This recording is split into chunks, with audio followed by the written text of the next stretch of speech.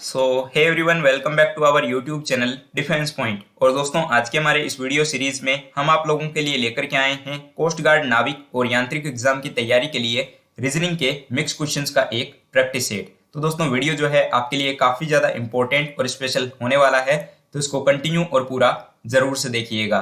साथ ही अगर आप लोग हमारे चैनल के ऊपर पहली बार विजिट कर रहे हैं तो चैनल को सब्सक्राइब कर लें और बेल आइकन को प्रेस कर लें, ताकि आप लोगों को हमारे द्वारा दिए जाने वाले सभी लेटेस्ट अपडेट्स मिलते रहें। तो चलिए शुरू करते हैं आज का वीडियो बिना किसी देरी के। तो देखिए दोस्तों, फर्स्ट क्वेश्चन जो कि आपको एनालॉजी के सेक्शन से क्वेश्चन दिया गया है। यहाँ पे क्वेश्चन है कि यदि डॉक्टर का रिलेशन जो है वो ट्रीटमेंट यानी कि उपचार के साथ में हो, तो अभिनेता का रिलेशन इनमें से किसके साथ में होगा। चार ऑप्शंस आपको गिवन है, जिसमें कि ऑप्शंस हैं मेडिटेशन, एंटरटेनमेंट, दूरदर्शन या फिर फिल्म। तो देखिए, जिस प्रकार हम जानते हैं कि डॉक्टर जो होता है वो ट्रीटमेंट करने का काम करता है, ठीक उसी प्रकार से जो आपके एक्टर लोग होते हैं वो आपके एंटरटेनमेंट करने का काम करते हैं, यानी कि मनोरंजन का। तो करेक्ट आंसर जो है वो इस क्वेश्चन के लिए हो जाएगा option number B. Now question number 2, और यहाँ पे देखिए क्वेश्चन दिया गया है कि यदि एबॉर्ड का रिलेशन जो है वो आपका इसके साथ में हो, तो आपको बताना है कोज का रिलेशन इनमें से किसके साथ में होगा। चार ऑप्शंस आपको गिवन है, ठीक है। तो देखिएगा, इस क्वेश्चन को हम कैसे सॉल्व करेंगे। तो ये जो क्वेश्चंस होते हैं ये सेम जो है आपके कोडिंग डिकोडिंग टाइप के क्वेश्चन हो जाते हैं। तो इसमें देखिए क्या बोला जा रहा है, ठीक है। हमें दिया गया है एबॉर्ड, जिसका रिलेशन हमें बताया है यहाँ पर FEP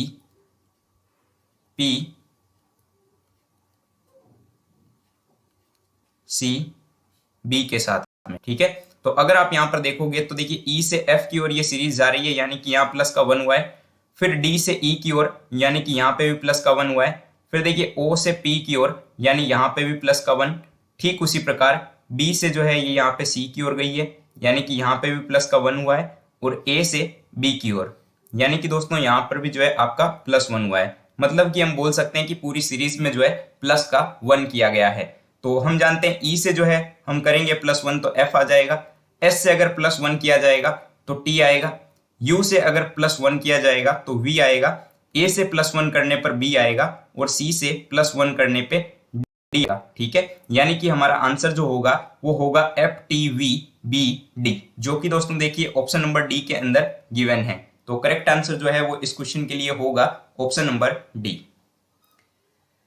नाउ क्वेश्चन नंबर 3, और यहाँ पे देखिए क्वेश्चन है कि विक्रांत जो है वो कुंजन का बेटा है, सुमन जो है वो रमा की बेटी है, बलराम विक्रांत का बेटा है, लीलावती के इकलौते बेटे की शादी जो है वो रमा से होती है, तो बलराम जो है वो सुमन का भाई है। तो पूछा जा रहा है क्वेश्चन में कि कुंजन का जो है ये आपके लीलावती से क्या रिलेशन होगा। दोस्तों, ब्लड रिलेशन के क्वेश्चन आपको एग्जाम में पक्का देखने को मिल जाएंगे, तो काफी इंपॉर्टेंट चैप्टर है, इसको ध्यान से समझिएगा।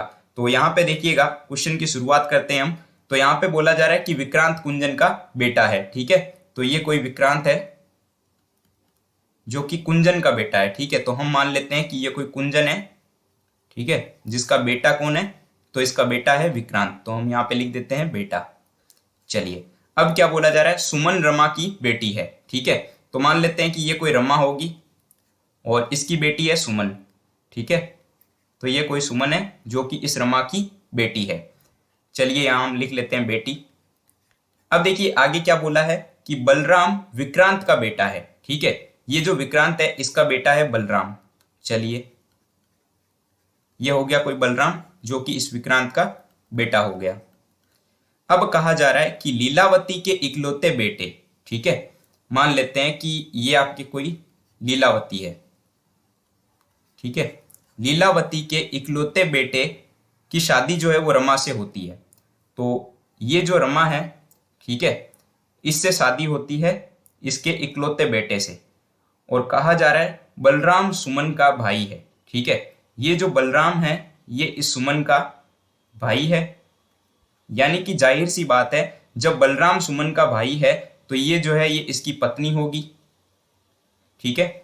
और ये जब इसकी पत्नी है तो लीलावती जो है वो विक्रांत की माँ है, और ये कुंजन की जो है क्या लगती है, ये कुंजन की पत्नी है, ठीक है। चलिए, इतने रिलेशन क्लियर हो गए यहाँ पर।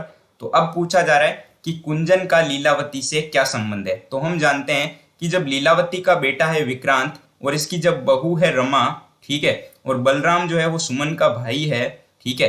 तो सारे रिलेशन यहाँ पर ऑलरेडी क्लियर हो चुके हैं, तो हम जानते हैं कि ये इसकी हो जाएगी पत्नी, ठीक है। तो राइट आंसर हो जाएगा। यहाँ पे क्वेश्चन में जो पूछा है कि कुंजन का लीलावती से क्या संबंध है, तो हम जानते हैं ये जो कुंजन है ये लीलावती का पति लगेगा, ठीक है, इसका पति। और अगर ये पूछ लिया जाता कि लीलावती का कुंजन से क्या रिलेशन है, तब ये हो जाती इसकी पत्नी। आई होप आपको समझ में आया होगा। ये जो ब्लड रिलेशन के क्वेश्चंस होते हैं ना, ये आपके जो है सिर्फ और सिर्फ सेंटेंस बेस्ड अगर आप करते हो, यानी कि स्टेप बाय स्टेप आप चलते हो तो इजीली हो जाते हैं, ठीक है। लेकिन अगर आप इनमें उलझ जाते हो तो ये थोड़े से मुश्किल हो जाते हैं। चलिए देखिए दोस्तों, मैं साथ ही आप लोगों को बताना चाहूंगा, अब आप लोग जो है हमें अनअकैडमी प्लेटफॉर्म के ऊपर फॉलो कर सकते हो। यहाँ पर जो है आप लोगों को हमारी फ्री स्पेशल क्लासेस देखने को मिल जाएंगी, जो कि रोज शाम को 5:30 बजे और रात को 9 बजे होती है। तो इसके लिए जो है आपको सिंपली प्ले स्टोर के ऊपर जाकर के अनअकैडमी का लर्निंग ऐप इंस्टॉल करना है, और उसके बाद में आपको डिफेंस की कैटेगरी में एयरफोर्स, नेवी और कोस्ट गार्ड को सिलेक्ट करके जो है मेरा यूजर नेम, जो कि आपको भी स्क्रीन पे शो हो रहा होगा, तो इसको सर्च कर लेना है, ठीक है। इसके अलावा आप लोगों को मेरी प्रोफाइल की लिंक इस वीडियो के नीचे डिस्क्रिप्शन बॉक्स में भी गिवन है। दोस्तों आप लोग जो है यहाँ पे फॉलो जरूर से कर लें, जिससे कि आप लोगों को हमारी आने वाली सारी क्लासेस के नोटिफिकेशंस, पीडीएफ, अपडेट वगैरह सब कुछ मिलता रहेगा। पहली बार क्लास को अनलॉक करने के लिए आपको कोड यूज में लेना है DPYT10, जिससे कि आप लोग क्लास को फ्री ऑफ कॉस्ट अनलॉक कर पाओगे, ठीक है। और इसके साथ ही मैं आपको बता दूं कि अनअकैडमी के ऊपर जो है एक नया कोर्स भी शुरू किया गया है, लक्ष्य air force x group complete batch course, जो कि आपके एयरफोर्स की एक्स ग्रुप वैकेंसी के लिए रहने वाला है। 9 मार्च से ये बैच आपका लाइव हो चुका है। डिफेंस के इन टॉप एजुकेटर्स के द्वारा आपको यहाँ पढ़ाया जाएगा, तो आप लोग इसमें भी इनरोल कर सकते हो। अगर आप लोग कोड यूज में लेते हो DPYT10, तो इसके अंदर जो है आपको एक्स्ट्रा 10% का ऑफ भी देखने को मिल जाएगा। तो इसकी भी लिंक आपको ऑलरेडी इसी वीडियो के नीचे डिस्क्रिप्शन बॉक्स में गिवन है, आप लोग चेकआउट कर सकते हो, ठीक है। चलिए बढ़ते हैं अगले सवाल की ओर।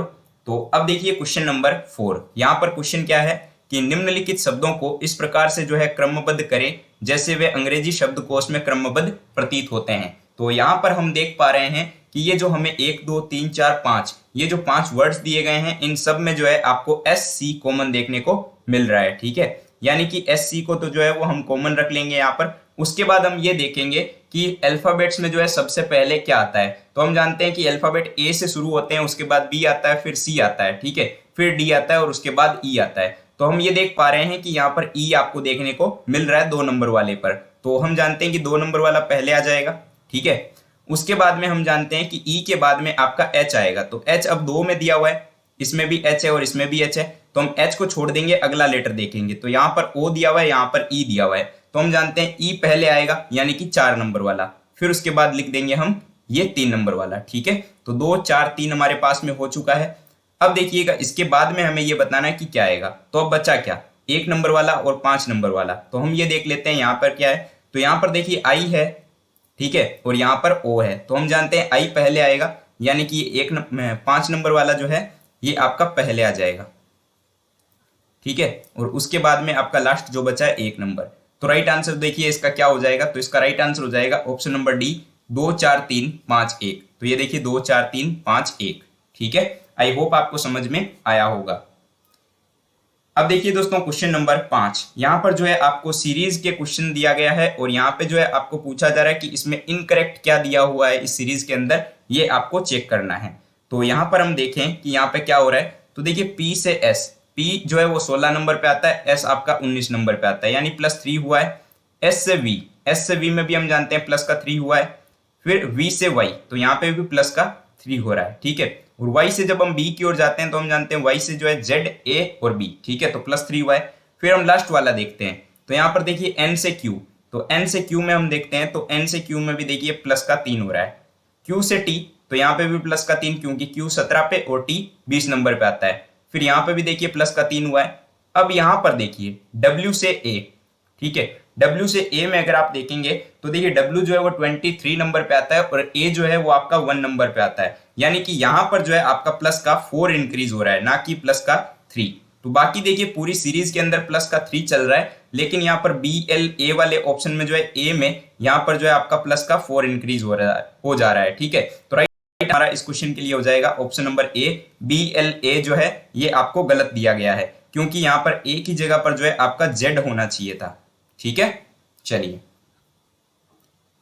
अब देखिए दोस्तों क्वेश्चन नंबर 6, ये आपका बड़ा इंटरेस्टिंग क्वेश्चन है और काफी अच्छा क्वेश्चन है, इसको ध्यान से देखिएगा। यहाँ पर क्या बोला जा रहा है इस क्वेश्चन में कि दी गई श्रृंखला में अगले स्थान पर आने वाले पद का चयन करें। ठीक है, यानी कि यहाँ पर जो है क्वेश्चन मार्क की जगह पर क्या आएगा ये आपको बताना है। ठीक है, अगर आप लोग इसको देख पा रहे हैं और समझ पा रहे हैं तो काफी अच्छा क्वेश्चन है और काफी इजी क्वेश्चन भी है। इसमें हो क्या रहा है तो देखिए, इस सीरीज में जो है आपके ये सिस्टम वर्ड आपको दिया गया है। ठीक है, तो इसमें क्या हो रहा है कि एकांतर क्रम में जो है पहले और अंतिम अक्षर को हटाया जा रहा है। ठीक है, यानी कि अगर मैं आपको बोलूं कि यहाँ पे क्या हो रहा है तो देखिए यहाँ पर एस था।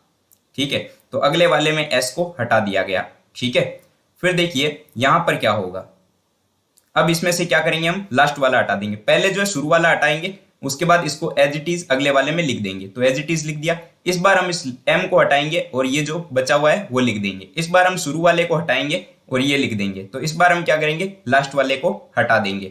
तो अगला क्या आ जाएगा, एस और टी आ जाएगा। ठीक है, तो करेक्ट आंसर हो जाएगा हमारा option number C, S T. हुआ क्या है तो दोस्तों, सबसे पहले जो है आपको पहले वर्ड के अंदर शुरू वाला लेटर हटाना है, उसके बाद अगले वाले में लास्ट वाला लेटर हटाना है, फिर आपको शुरू वाला हटाना है, फिर अगले में लास्ट वाला हटाना है, फिर अगले में क्या करोगे, आप शुरू वाला हटाओगे। ठीक है, ऐसे करके।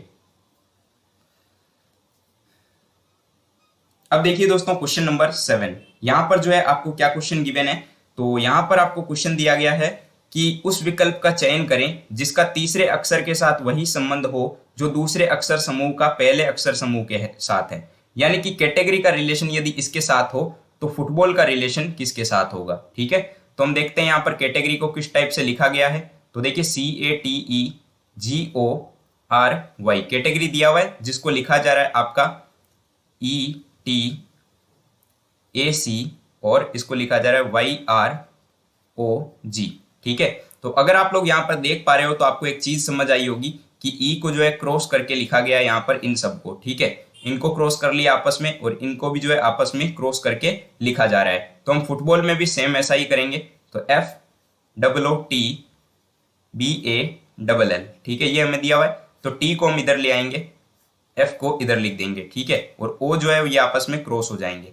अब एल इधर आ जाएगा, एल इधर आ जाएगा, ए इधर चला जाएगा और बी इधर आ जाएगा। ठीक है, तो ये जो है इसका करेक्ट आंसर हो जाएगा, जो कि आप देखिए ऑप्शन नंबर सी के अंदर आपको गिवन है। ठीक है, चलिए अब देखिए दोस्तों क्वेश्चन नंबर 8, यहां पर क्या दिया गया है कि एक निश्चित कोड भाषा में रफ को इस टाइप से लिखा जाता है, तो डिसाइड को क्या लिखा जाएगा। ठीक है, तो देखिए रफ को क्या लिखा जा रहा है हम देखते हैं। तो ROUGH, ये रफ आपको दिया हुआ है, इसको लिखा जा रहा है यहां पर 9, 12, 6 और 20 और 19। ठीक है, अगर आप लोग यहाँ पर इसको देख पा रहे हो और समझ पा रहे हो तो आपको एक चीज समझ में आई होगी। यहाँ पर जो है आपको जो लेटर्स दिए गए हैं उनके जो अल्फाबेट में ऑपोजिट लेटर आते हैं उनका नंबर यहाँ पर लिखा गया है। ठीक है, अगर मैं आपको समझाऊं तो देखिए कि हम जानते हैं जो आर होता है, आर के ऑपोजिट जो है वो अल्फाबेट में आता है आई, और आई का नंबर होता है 9। ठीक है, ओ के ऑपोजिट आता है एल और एल का नंबर होता है 12। ठीक उसी प्रकार हम जानते हैं यू के ऑपोजिट आता है एफ और एफ का नंबर होता है 6।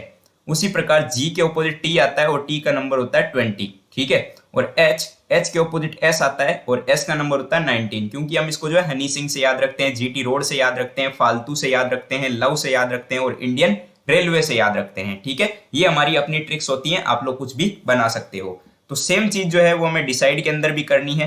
तो DECIDE, ये डिसाइड आपको दिया हुआ है। तो देखिए यहाँ पर डी के ऑपोजिट जो है हम जानते हैं डब्ल्यू आएगा और डब्ल्यू का जो नंबर होता है वो आपका होता है 23। ठीक है, ई के ऑपोजिट वी आएगा और वी का नंबर होता है 22। सी के ऑपोजिट एक्स आता है और एक्स का नंबर होता है 24। आई के ऑपोजिट आर आता है और आर का नंबर होता है 18।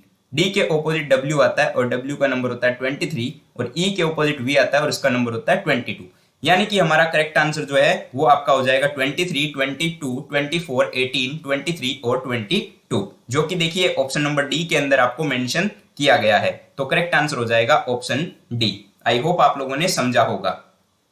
अब देखिएगा दोस्तों क्वेश्चन नंबर 9, और यहां पर जो है आपको वेन डायग्राम का एक क्वेश्चन दिया गया है जिसमें आपको गैस, ठोस और हीलियम के बीच में वेन डायग्राम बताना है कि किस तरीके का बनेगा। ठीक है, तो दोस्तों हम जानते हैं कि गैस जो होती है, ठीक है, उसी की कैटेगरी में आती है हीलियम, क्योंकि हीलियम जो है वो गैस होती है, ठीक है, जैसे ऑक्सीजन होती है, नाइट्रोजन होती है, तो गैसों की कैटेगरी में आती है हीलियम। तो गैस के अंदर आ जाएगी हीलियम, और ठोस जो होती है ये अलग होते हैं, ठीक है, क्योंकि ये तीनों चीजें पदार्थ की अवस्थाओं में आती है, जैसे कि ठोस, द्रव, गैस होता है ना, तो हम जानते हैं गैस की कैटेगरी में हीलियम आ जाएगी, लेकिन जो सॉलिड होगा वो अलग हो जाएगा, ठीक है। तो राइट आंसर हो जाएगा इसका आपका ऑप्शन नंबर बी वाला, ठीक है। चलिए अब देखिए दोस्तों क्वेश्चन नंबर 10, जो कि आज के इस वीडियो सीरीज का लास्ट क्वेश्चन है, तो इसको ध्यान से समझिएगा। कोडिंग डिकोडिंग के सेक्शन से क्वेश्चन दिया गया है। कहा जा रहा है कि यदि किसी कूट भाषा में टॉक को 44 से लिखा जाए तो मार्क को कैसे लिखेंगे। तो चलिए देख लेते हैं कि टॉक को कैसे लिखा गया है। यहाँ पर तो टॉक को लिखा गया 44 से। तो हम जानते हैं टी का नंबर 20 होता है, प्लस ए का नंबर 1 होता है, प्लस एल का नंबर 12 होता है, प्लस के का नंबर 11 होता है, ठीक है। तो 11, 12, 1 और 20, ठीक है, इनको जोड़ने से 44 आ जाता है, ठीक है। उसी प्रकार से जो है हम क्या करेंगे, मार्क। तो मार्क में देखेंगे तो एम आता है 13 नंबर पे, ए आता है 1 नंबर पे, आर 18 पे, प्लस के आता है 11 पे। तो इनको ऐड करोगे तो 43 मिलेगा, ठीक है। और 43 आपको दिया गया है ऑप्शन सी में। तो correct answer will be option number C, 43। I hope कि आपने क्वेश्चन को समझा होगा। तो दोस्तों अब एक क्वेश्चन आप लोगों के लिए है क्वेश्चन फॉर यू सीरीज में, और इसका राइट आंसर क्या होगा आप लोगों को नीचे कमेंट बॉक्स में कमेंट करके बताना है। बस ऑप्शन कमेंट कर दीजिएगा इसका सही आंसर क्या होगा। तो यहाँ आपको बताया जा रहा है कि क्रिकेट का जिस प्रकार रिलेशन एम्पायर के साथ में होता है, उसी प्रकार से इनमें से कौन सा ऑप्शन जो है इस क्वेश्चन के लिए सही होगा, ठीक है। आपके पास में 4 ऑप्शंस हैं, नीचे कमेंट बॉक्स में आपको बताना है। दोस्तों वीडियो जो है उम्मीद करता हूं आपको पसंद आया होगा, तो इसको लाइक कीजिएगा, चैनल को सब्सक्राइब कीजिएगा और अपने दोस्तों के साथ में शेयर करना बिल्कुल भी मत भूलिएगा। मिलते हैं हमारे एक नए वीडियो में, तब तक के लिए जय Hind and thank you so much for watching this video.